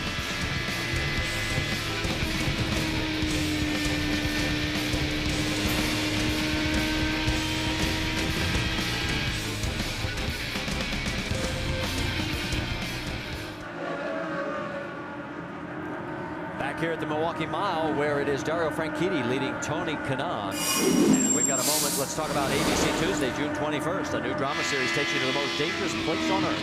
Life on the edge means doing things you never thought possible. It's ABC's Combat Hospital, and the series premieres Tuesday, June 21st, 10/9 Central on ABC. 74 laps to go, and we're trying to do our Father's Day up to speed. We'll start off with 2nd place Tony Kanaan once again, and here's Vince. We'll see if we can get a little further through it this time, but we had mentioned before that Tony does have a son, Leonardo, lives in Brazil. They look forward to being together again at Toronto, and maybe they'll have a victory to celebrate, because Tony Kanaan certainly has been good and continues to stalk Dario Franchitti here today. Jamie? And right behind him, Castroneves. His weekend got off to a great start. His best start of the year is 2nd, and this morning it got even better. While signing some autographs, his girlfriend brought their 17-month-old daughter, Michaela, to surprise her daddy, Helio Castroneves. He had a big smile on his face. He's told us there's a change for a lead. Wow, a 3-way battle as they go around Ed Carpenter, who is a few laps down, and we have a new leader, guys. And we'll get back to that Father's Day up to speed. Somebody out there just doesn't want us to be able to get through all the dads today that are out racing on the track. But Tony doesn't mind. He's a dad, and he's got the lead again. Well, and you know, we talked before about as the run goes on, it seems like Tony's car gets a little stronger. Dario's maybe falls off just a little bit. All right, as he continues to pull away, and let's go back to Vince with Scott Dixon in 9th. See Scott Dixon in that 9 car, currently running 12th. Dixon with a daughter named Poppy, and his wife Emma is pregnant with a 2nd child due in October, also a daughter. And maybe this is a scoop, guys, because Emma just told me that they promised that they would go for a 3rd. Since they've had 2 girls, they're still trying for that boy. So somewhere down the road, hopefully Scott Dixon will get that son he's looking for. Rick? Well, Justin Wilson right now is in 13th place on the track. He's had a weekend where he could kind of devote it to racing, and maybe Father's Day, but his 2 kids are back in Colorado with his wife. I did talk about his dad, though, before we started the race, and he was saying his dad has a company sort of similar to Safety Clean, deals with solvents, and it was an important part of his life, of course, in getting him into the car and his whole family into racing. Vince? And to Takuma Sato. We've addressed some of the issues that Sato has had throughout the course of the day. When in, certainly on pit road, his car has actually been good out on the racetrack, but he struggled on pit lane. Sato with the son and the daughter, they make their home in Denver, where the Satos live. Takuma hoping that he has a better finish than what the first half of the race has been. And of course, we also mentioned earlier, Takuma lost his father earlier this week. Ed Carpenter also in the mix. Carpenter has had a very tough weekend. The car has been a handful throughout. They've been chasing it throughout the course of the weekend. He has 2 kids, and his son Ryder actually fell at the track on Friday and suffered a cut on his forehead, had to have 10 stitches. So it's been a tough week all the way around. Ryder's up in the grandstand watching his dad get after it here today. And since we're giving race results, tip of the hat to Vince Welch on Father's Day. His son Dylan yesterday sat on pole for the midget race here. His first time on the mile. He ended up finishing 6th. Congratulations to everything. And whoa, as the action continues out on the track, that is Ryan Briscoe as he goes flying around Graham Rahal. And Briscoe has fought his way back into the top 5 now. So as we are working lap number 160 at 2:25, we're going to take you side by side. It's Tony Kanaan in front by 0.3 of a second.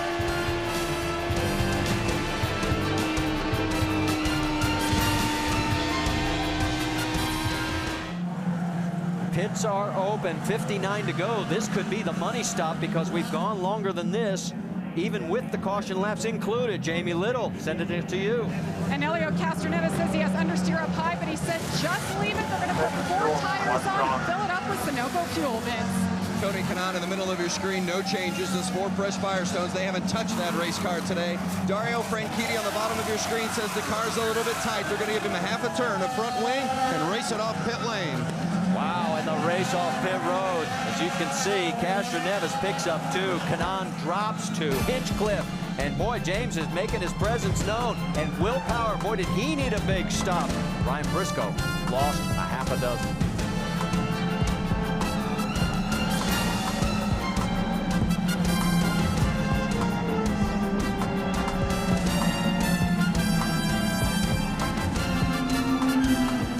ESPN's coverage of Major League Baseball continues on ESPN Sunday and Monday night. First, on Sunday Night Baseball, 8 Eastern, we've got the Yankees at Wrigley Field to take on the Cubs. And then Monday Night Baseball at 7 Eastern, the Yankees continue the road trip into Cincinnati. They go up against the Reds. Both games are part of the AL-NL Showdown presented by State Farm on ESPN Sunday and Monday.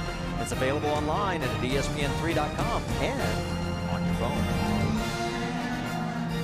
We're checking in on Ryan Briscoe because he lost a half a dozen spots on the track during that pit stop. It's easy for me to say, and it wasn't easy for the crew, and we'll show you exactly what happened.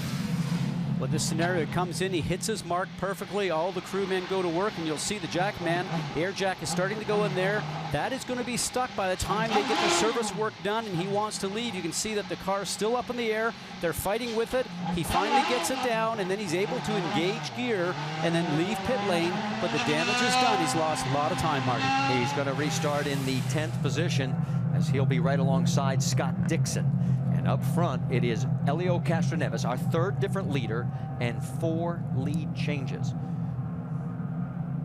And it'll be Dario Franchitti right alongside, then Tony Kanaan 3rd, and James Hinchcliffe, the rookie, in 4th position. Now, he has raced once here in the Indy Lights Series. There he is in the 06 car going through your screen.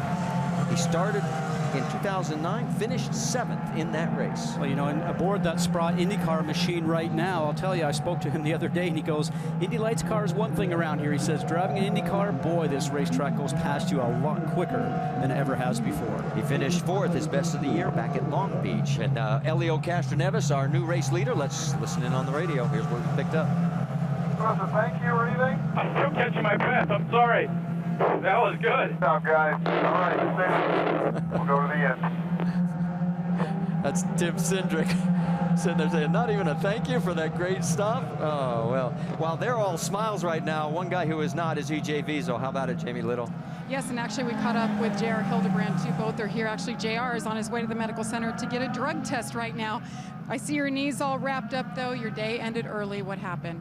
Yeah, I mean, the knee was fine. Yeah, we were really struggling out there, to be honest, for a little while to start with. I think right before the pit stop, we started having an issue with our weight jacker, which just got worse as the race was going on. So just kind of just trying to hang on to it at that stage. And, you know, was trying to be sort of courteous to leaders going by, but, you know, that high line is just a tough groove to make it work on. TK came around in front of me and just ended up having to use a little bit more road than, you know, I think I was sort of expecting, and I kind of had nowhere to go but up into the marbles, and, you know, that was that. So just, you know, really bummed for the Panther Racing guys. They've worked really hard, and for the National Guard here this weekend. Hill handling race car all day, claims J.R. Hildebrand. And EJ, one of the best races we've seen from start all the way till the way it ended. What happened? It was, well, I'm very, very depressed. It's very hard for us. We thought that everything was coming together. We definitely had a very fast car. I didn't have the pace of Tony and Dario, but we had a good car to finish in the top 3, top 4, to keep the pace that we were having. Carpenter just pit very last minute, and I just brushed his tire, his front tire, and sent me to the wall. I mean, I'm not blaming him or anything. It was just I wanted to be as close as possible to him because the marbles, and it was a tough one. I just brushed him and sent me to the wall. We're back to green flag racing. Marty? And boy, are they slicing and dicing as you finish up, Jamie Little. That's Charlie Kimball coming back out onto the racetrack. He got the wave around along with James Jakes, but what a battle. Castroneves on the high side. And that affected Dario Franchi's thinking, because he had a run going. He was going to go on the inside of Elio Castroneves down at the 3, but with the car coming out of 83, what ended up happening, he couldn't run down the inside with Charlie Kimball being there. That's a shame. So it drops Franchitti all the way back to 3rd. Kanaan has now moved up to 2nd. Look at this action going on a little bit further back. That's Hinchcliffe with the 12 of Willpower on board with Danica. And here comes Serbia. Remember, he is trying to fight his way back up. He was as high as 3rd earlier in this race. Serbia, another one of those cars that's really good on new tires. That's what happens with Dario Franchitti. Side by side. Are they going to try and make it 3 wide? Danica goes down onto that very, oh, it's so slippery down there. She holds on to it, but can't make the pass. So Hinchcliffe holds on to 7th, Danica 8th, and Marco Andretti in 9th. Take a look up front, because you've got Elio Castroneves, Tony Kanaan, as they continue to battle for the race lead. And there's your top 3. Throw a blanket over him. Looked like Tony was trying to have a look on the inside, but knew he couldn't make it stick, and Castroneves had the preferred line around the top side there. Now it'll be interesting to see what all these cars have to offer. As you said, it's the money stop. It's coming down to the end here. You don't want to abuse your tires too much with about 45 laps left to go. The overtake to get away from them. All right, you heard him talk about the overtake, and Elio has 15. Tony Kanaan only has 9 overtakes left. That push to pass button. Franchitti has 12, and a little bit further back, Graham Rahal has 11.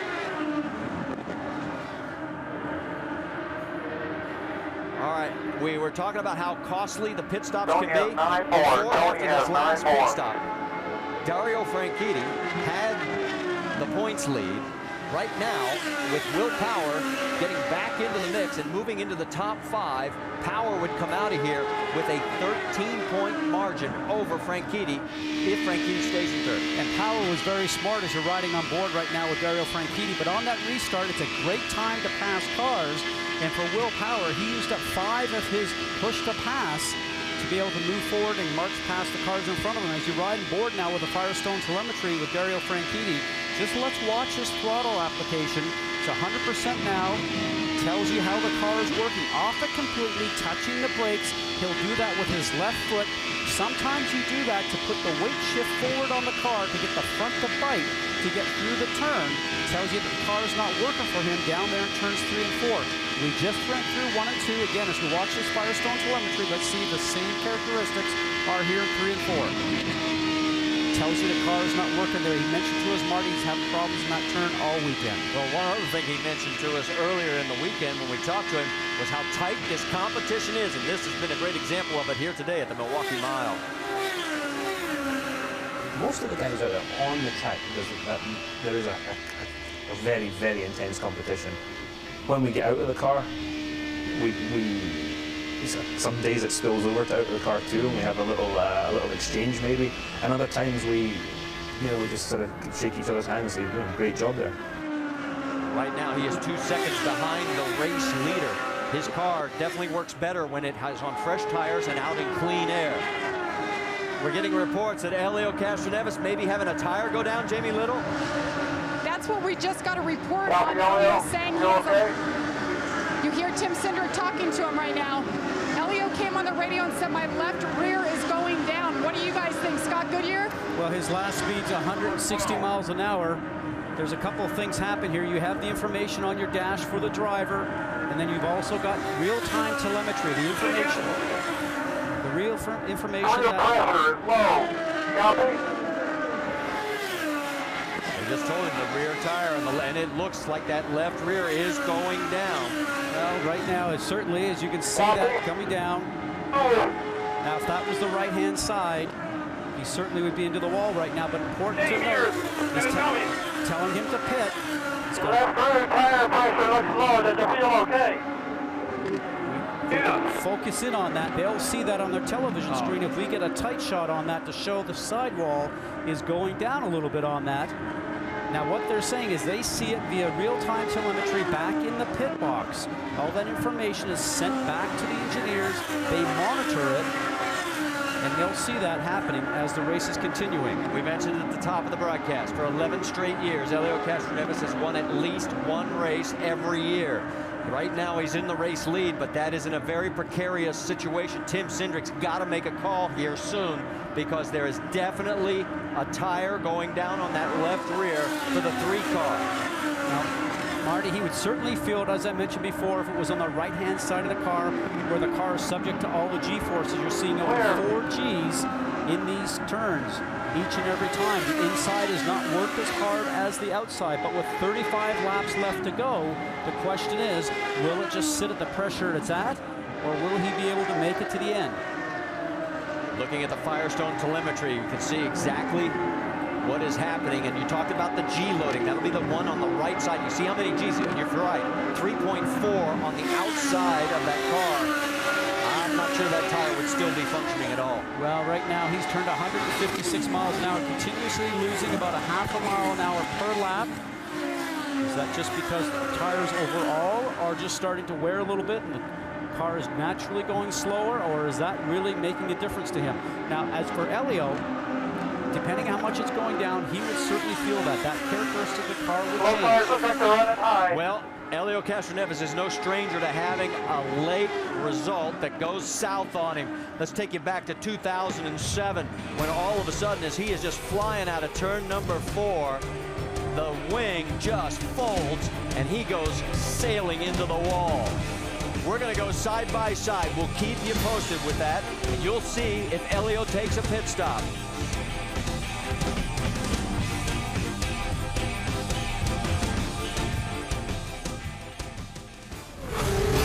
ESPN's coverage of the IZOD IndyCar Series at Milwaukee on ABC.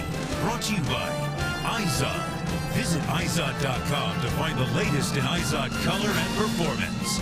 And OnTheLine.com, because your health is on the line. Well, we were thinking that maybe it would be Helio Castroneves that would have the issue. And you saw it on side by side. All of a sudden, second place, Tony Kanaan. You could see the damage to the race car on the front. An unbelievable turn of events for the 82. Let's take you back and show you exactly what happened in turn 4. You'll see the car come into view here very shortly. It's already going sideways as he's chasing Helio Castroneves. In this situation, the car comes back around, hits the left front. Now for Tony Kanaan, underneath this yellow, yes, it was a break for Helio Castroneves, but he had to go into the pit lane to change that left rear tire, we suspect. And then Tony Kanaan would have taken over the lead, and it didn't seem like his car was having any issues whatsoever. Well, and we don't know if something broke on the car that sent it around, because the last time I can remember Tony spinning on his own is like the first 2 years we went to Iowa. He had no luck getting through turn 2 at that racetrack. and we're waiting to see exactly what happens when we get a chance to talk to him. You saw what was already the beginning of the spin. Now, for Helio Castroneves, the good news is he gets to come in and change the tire. The bad news is there aren't that many teams that are going to come in because they can go the distance. Jamie, here we go. And Helio Castroneves had no idea the pressure was going down in the left rear. When the caution dropped, he said, now what's going on?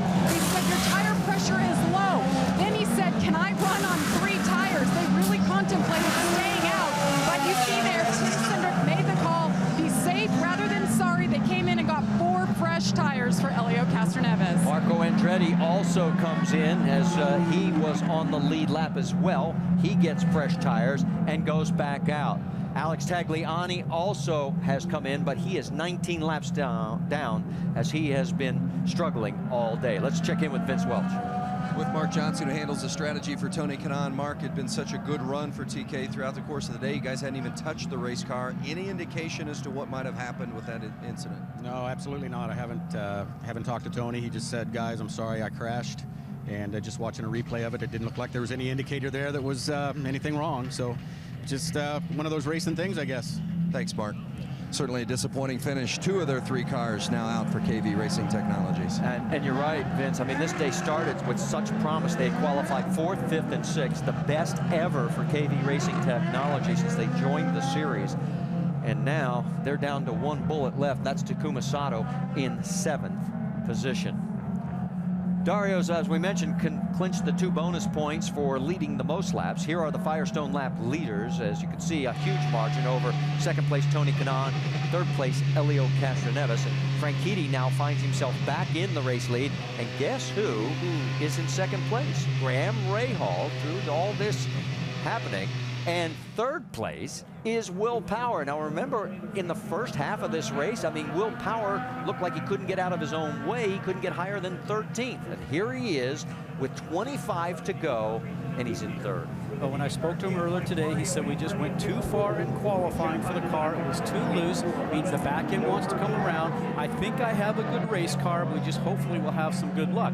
But all in this, we have to look at the push to pass that we have left.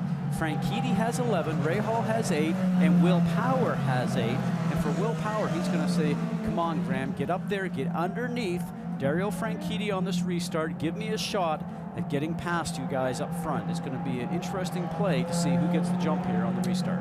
We mentioned at the beginning of the broadcast the rivalry that is brewing between these two. We talked to Will Power about it.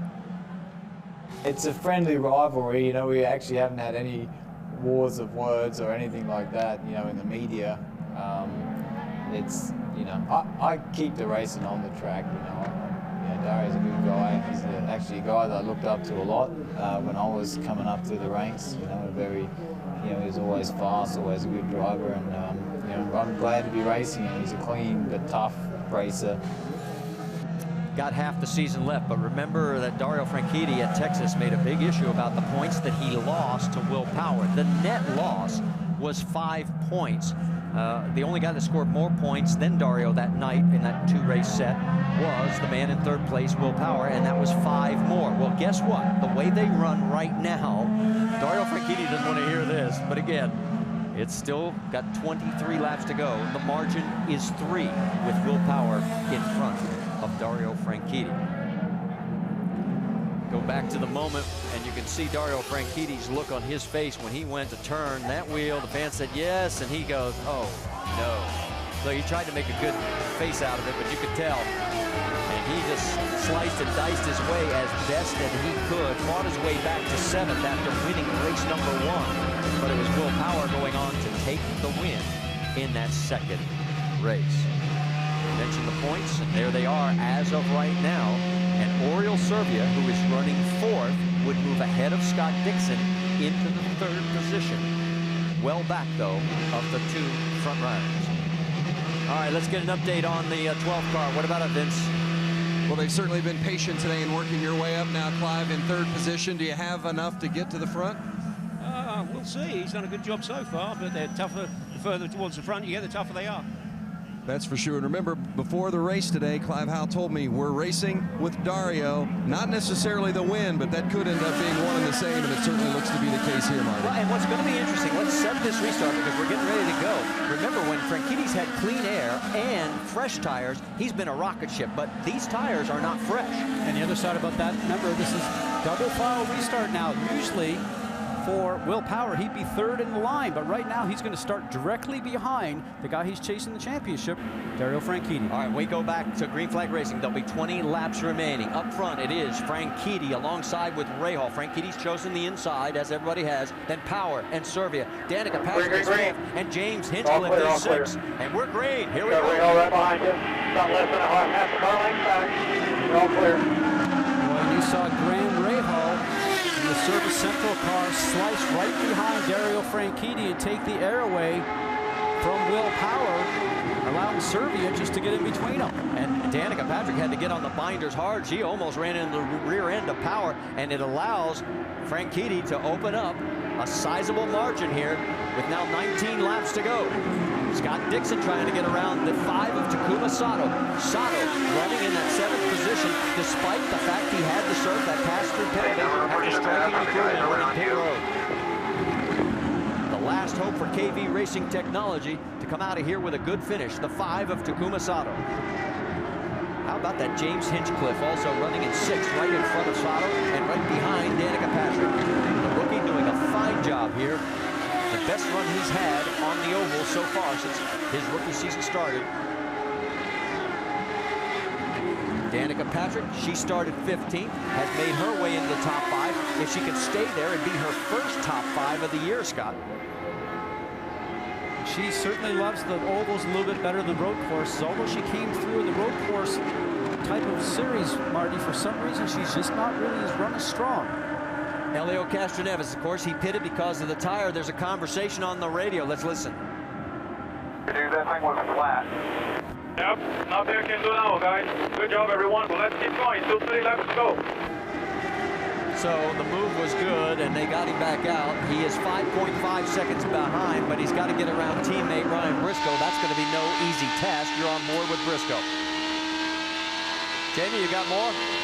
Well, Helio Castroneves, when he came in, remember, he had no idea that was going down. So to say it was flat, that's pretty shocking. But they put on 4 scuffed tires. He lost 11 positions there, but Helio's staying optimistic. He'll make some move as he darts to the inside, Marty. Side by side with Briscoe. He's on that soft asphalt that just has no grip, and he can't get the pass done. Remember, that's his teammate, so he'll probably not put him at risk in that. Inside, looking. You can hear him shifting down, using the paddle shifters on the steering wheel. Now looks like he gets clear. Oh, and look on the outside, the 22 of Justin Wilson trying to go around the 6 of Briscoe.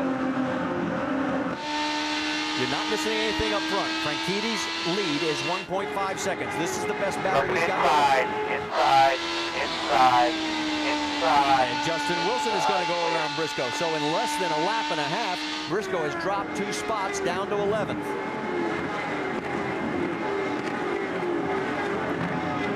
Marty, just to touch on the Tony Kanaan accident, we're getting a report that he's now saying it was actually his fault that the back end of the car came around, that he was just pushing too hard to try to catch Helio. And like I said, that's the first time I can remember that happening to him since the first 2 years we went to Iowa. Back up front, there is your race leader, Dario Franchitti, with now 12 laps remaining. And a chance for him right now, the way they're running, Power in 4th, Franchitti in 1st, we would be tied 271 apiece. You know, and I spoke to Dario's father the other day, George, and we were talking about him coming up through the ranks, and George told me a story about when they were running karts back in Scotland. He said, you know something, we used to take it ourselves, we hook it up behind the car, and he said one morning we left early, I put the trailer on, we went down the hill to come to the stop sign. He said I didn't latch the hitch, and the trailer came off. He said I came to the stop sign and the trailer went right on behind me, and he looked over and he goes, that's our trailer, that's our carts. Said it ground to a stop, they went and picked it up, put it back on the back of the car, went to the racetrack, and they won that day. Great story as we're now down to 10 laps remaining, and Dario Franchitti now at 1.7 second lead. That is Alex Tagliani, and a good job by the spotter letting him know he's pitting. So an experienced driver like Alex Tagliani right down by the yellow line, allowing as much room for Dario to go past. You saw on that shot down the front straightaway, Rahal in second, Serbia in third. Power is now 3.3 seconds behind. There is Graham, there's Serbia, there's Will. So they're a straightaway apart between the two men battling for the top 2 spots in the championship. Next time by, 8 laps remaining here at the Milwaukee Mile. That last time by, Dario Franchitti, 156 miles an hour. Everybody else is in the 155 range, so it looks like the tires are staying underneath him, the car is staying underneath him. He has no traffic in front necessarily to ruin his aerodynamics. Here's the closest battle we've got going on the racetrack now. Elio Castroneves in 9th with Justin Wilson in 10th. Castroneves was closing on Sato there, right in front of him. Takuma running in that number 5 Lotus as he is in the 8th position. 7 laps remaining here at the Milwaukee Mile.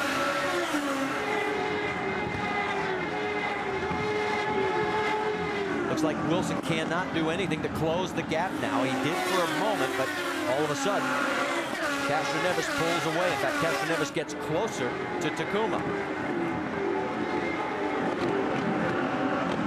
6 laps remaining here at the Milwaukee Mile. The lead is still 1.6 seconds up front. Marty, with these cars, once you get close to the car in front of you, catching them is one thing, but being able to make the move and pass is generally the other. As we talked about before, setting up the car in turns 3 and 4 to get past it in 1 and 2. 5 to go, 5 to go.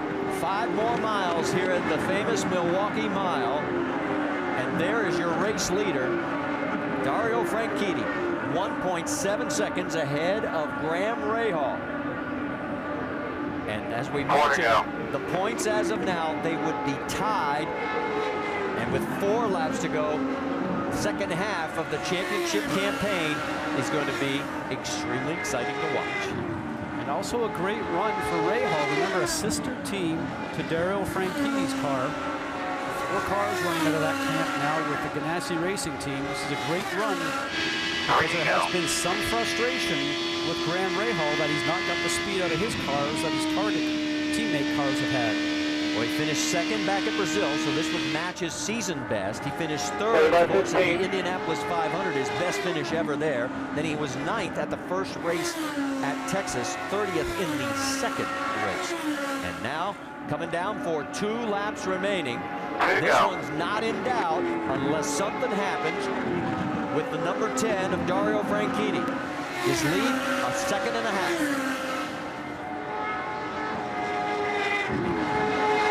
Down the backstretch into 3 and 4. This time by, he'll see the white flag, and she'll have 1 mile to go here at Milwaukee. Last lap. He won this race back in 2004. This could be and will be his 2nd win if he can negotiate the last 2 corners. Clear by 10, bring it home. Down the backstretch, through the corner. And here he comes. It'll be his 3rd win of the year to go with his win at Texas and St. Petersburg. And his 29th in his career. 2nd place, Rahal. 3rd place, Serbia. Power, Patrick with her first top 5. Then Hinchcliffe, Dixon, Sato, and Castroneves as they come across. And there is Briscoe Conway and Marco Andretti. Those are the 13 cars on the lead lap. Let's check in with Vince Welch. Well, Chip Ganassi just giving congratulations to his driver, Dario Franchitti. And Chip, how big is this win in the scope of the championship and on the heels of what happened at Texas last week? Yeah, it's big, Vince. You know, I mean, but tell you what, there were some fast cars out there today, and I think we got a little lucky. But Dario did a great job, and you know, you can't say enough about the Target team. When it's time to get to get it up, they do. Well done. Congratulations, Chip. Marty? The 29th win of Dario's career moves him into a tie for 9th on the all-time win list with guess who? Rick Mears. That's a pretty good company to be with. So a great run for Dario Franchitti and Graham Rahal. Oriol Serbia, boy, he did a nice job today, giving Newman Haas a 3rd place finish. And Will Power coming back from what was a dismal first half of this race to end up tied for the points lead with a 4th place finish. Danica Patrick getting her first top 5 of the season here at the Milwaukee Mile. So Dario on the cool down lap and enjoying the salute of the crowd here, and gives us a quick moment to give a tip of the hat to all the promoters here. It's hard enough to start a new race, but it's even 3 times harder when you're trying to resurrect a race. And congratulations to all of them with what has turned out to be a great day of racing. Let's check in with that man who finished second. How about it, Jamie Little? Well, it's his best finish of the year. Graham Rahal finishes second. Not bad against your teammate, but you're running the same race car every single week. What does this mean for your team? Well, it means a lot for the Service Central team. My boys did a great job. Yet again, qualifying seems to be our weak link, but we're proving time and time again that when we get in the race, we can compete with these guys. And I can promise you, I really wanted to give Dario a run there at the end. I just didn't have quite enough, but really proud of the Service Central boys. They did a fantastic job, and you know, to come home second is our 3rd podium of the year. Like I said, we're proving we can compete with these guys, and one of these days we're going to win one. Graham Rahal second today. His dad, Bobby Rahal, here at the track watching his son. He started 12th, came home in second, so he does a very nice job in getting all the congratulations that go with it for his team. For Oriol Servia, who finished 3rd, his best finish since his Champ Car 2007 season finale back in Mexico when he finished 3rd there. Let's talk to the man who finished in 4th. How about it, Vince? Will Power, what a run today. Finished 4th after starting 17th, gained 13 spots on the track. I gotta believe in the big picture, you're pretty happy. Yeah, very happy with that. Guys did a great job in the pits, and yeah, I mean, a couple of those double file restarts were good for me. A couple were bad, but very happy to get the Verizon car up there, and I guess we're equal on points now. So good job by Dario. You know, he came back after Texas to teach us a lesson. So we gotta be quick at Iowa. You weren't surprised at that, were you? No, he's a oh, man. If you're beating that guy, you're beating the best, I tell you. Will Power got his first oval win last week and a solid run here today at Milwaukee, Marty. And still over half the season remaining as we go down to the Honda victory lane, because the man of the hour has made it there, and there he is with his dad on Father's Day, giving him a big kiss. Dad George, our winner, Dario Franchitti. Rick? As he was driving down pit lane, he said, not bad for an old guy. I think it's the greatest Father's Day present he could have, both for his father and for all the rest of the crew. He said, happy Father's Day as he was coming in.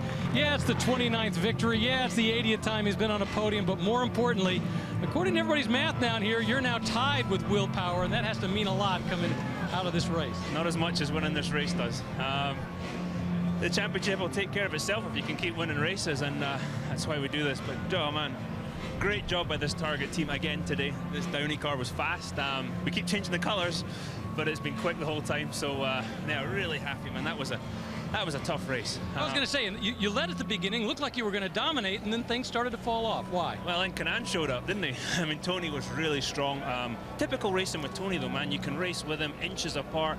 He gives you room, I gave him room, a lot of respect, typical. And then you race with Elio, and you know, you'd think after last year's penalty, the guy would quit the block and stuff, but pushes one way down against the wall. I go around his outside, he pushes me up into marbles.